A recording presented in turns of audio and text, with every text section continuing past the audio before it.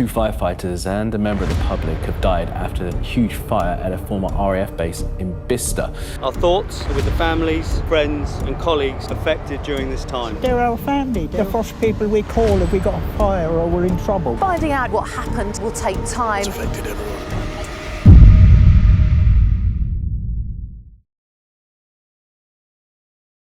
Welcome to Tactical Truths, the go-to series for military news, tactical analysis and frontline stories that matter.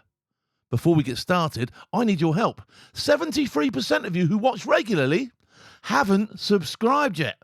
If you like what we do, hit that subscribe button, it's free, and helps us make this show better for you every single week. I'm Phil Campion, former UK SAS, and this is Tactical Truths.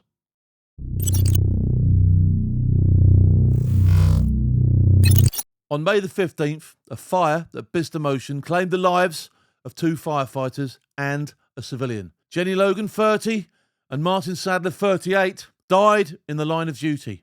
David Chester, 57, a local businessman, died trying to help them. This tragedy has shaken the nation and reminded us all of the daily risks our first responders face.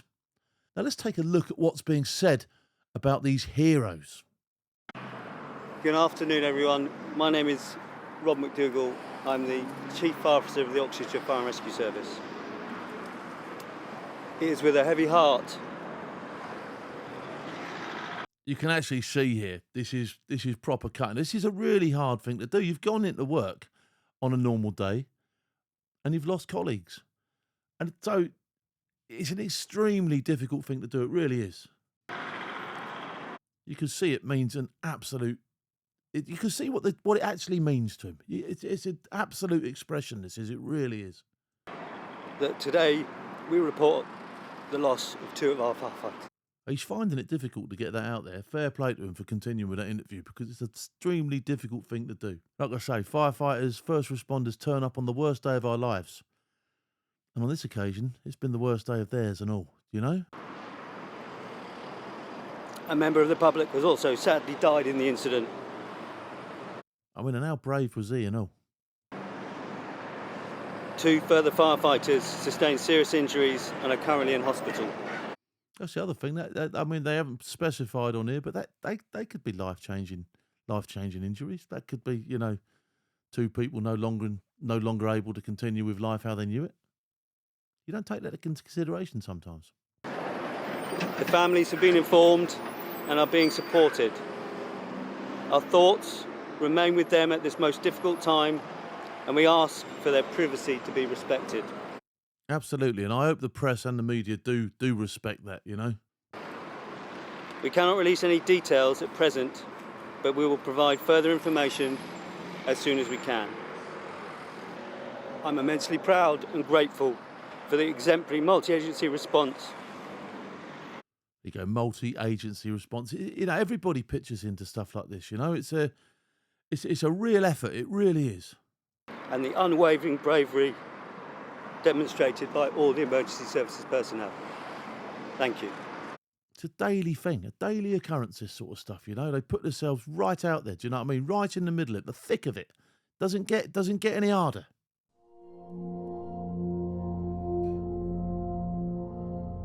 I mean, look at that. Just looking at that right there, that's the sort of thing, you just don't understand how dangerous that is. It really is.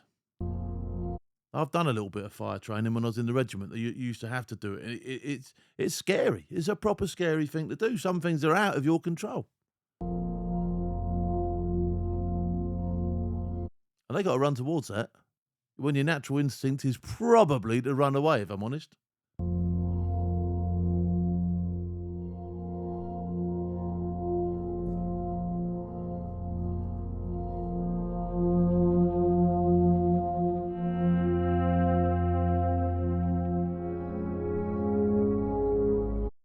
Two people there, two immensely proud people who signed up to do an extremely difficult job and have paid the ultimate price.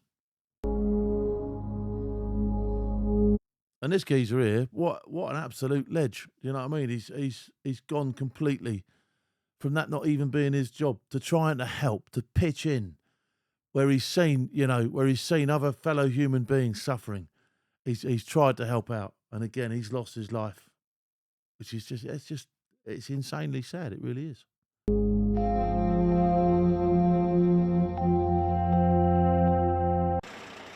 A guard of honour for two of their own, killed alongside a member of the public in Thursday's fire, just a mile up the road. Jennie Logan was only 30 years old, Martyn Sadler just 38. No age, by the way, no age, it really ain't. Both had strong ties with Bicester Rugby Club. Jennie as a player for the women's team, the Vixens, described by the club as a kind, gentle and thoughtful force to be reckoned with. It's very raw, and they were integral parts of the club.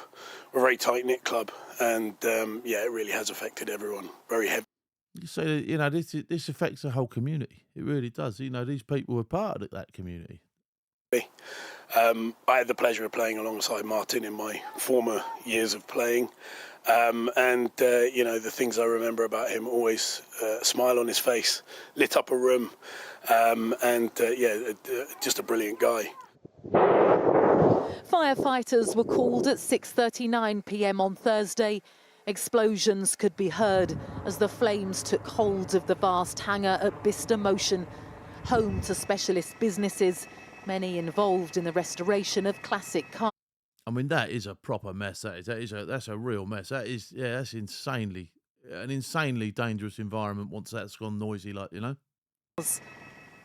David Chester, who was 57, worked at the site, described as a friend to all. There's still an acrid smell in the air as firefighters grieving the deaths of their colleagues continue to dampen down the last pockets of smoke and heat. And think about this. Some of those people that were there go back to the station, clean their kit and equipment off and go straight back on duty. They could be straight out the door on another shout within hours. That is dedication to a job, that is. That's above and beyond that sort of stuff, I'm telling you now. Finding out exactly what happened here will take time, but an investigation is underway to provide answers to those who've lost so much. At St Edburgh's Church in the town, candles have been lit and a book of condolence opened, full of messages of support for the bereaved families and for two other firefighters who remain seriously ill in hospital. We're still very much in a state of shock, disbelief and deep grief. The people who've been lost are all local. People are very, very sad, but people are coming together to support those who are grieving for loved ones.